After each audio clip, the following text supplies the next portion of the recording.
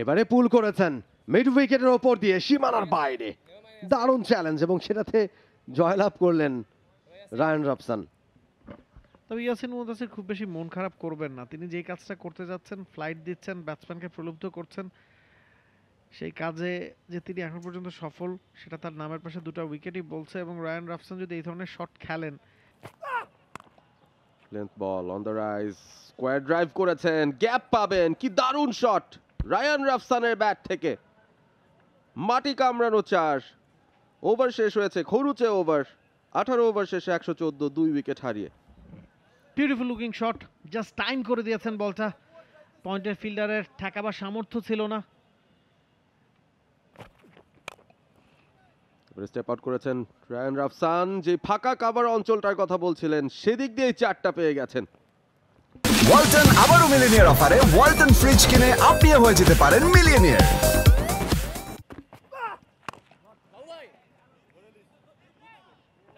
4 হয়ে যাবে, বোঝাই কিন্তু যায়নি এই শট থেকে একটা 4 পেয়ে যাবেন রায়ান রবসন। সিল্কি স্মুথ একটা শট, এবং এই শটটা যে বাউন্ডারির দিকে চলে যাবে কম বক্স থেকে বসেও কিন্তু বোঝাই যাচ্ছিল না, একদমই মানে আনমুভড ছিলেন। সেই কাভারের ফিল্ডার তো বটেই, তারপরে যে মিড অফের ফিল্ডারটা ছিলেন তিনিও দৌড়ে যাওয়ার কিছু বুঝে ওঠার আগেই big shot from Ryan Robson, গ্যাপে পড়েছে বলটা, 4 হয়ে যাবে।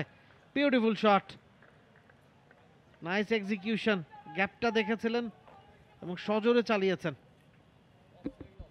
একেবারে একটা ইনফর্ম আত্মবিশ্বাসী ব্যাটারের শট এটা, চমৎকার। ক্যাপগুলো কোথায় আছে বেশ ভালো মতন পিক করতে পারছেন, ডিপারের ফিল্ডার কিন্তু ছিলেন সেখানে, খানিকটা স্কোয়ারিশ,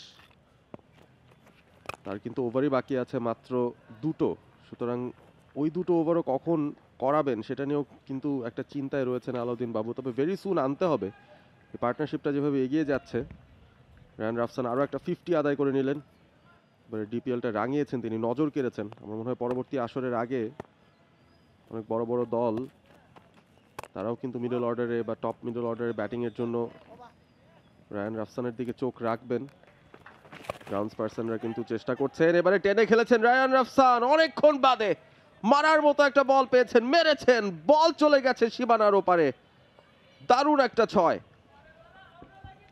একেবারে জুসি একটা বল পেয়েছিলেন এবং এই ধরনের বল পেলে সেট একজন ব্যাটার রায়ান রবসন, যিনি অলরেডি 50 করে ফেলেছেন, এই বলটাকে পানিশড করবেন, খুব ভালোভাবেই করবেন, কোনো রকমের দয়া তিনি দেখাবেন না এই বলটাতে, এবং সেটাই করেন, বলের নিচে ঠিক। এবারে ব্যাটে বলে হয়েছে, তবে সরাসরি ফিল্ডারের কাছে রায়ান রবসন অবশেষে পরাজিত হলেন, ক্যাপ্টেনের কাছে, আলাউদ্দিন বাবুর কাছে পরাজিত হলেন তিনি। এবং আলাউদ্দিন বাবু চেষ্টা করছিলেন ডিফারেন্ট ওয়েতে ভেরিয়েশনে আনতে চেষ্টা করছিলেন, এবং তিনি জানেন রায়ান রবসনকে তিনি কাবু করতে পারবেন। আরও একটা উইকেটের পতন, ডিপার্টস রায়ান রবসন।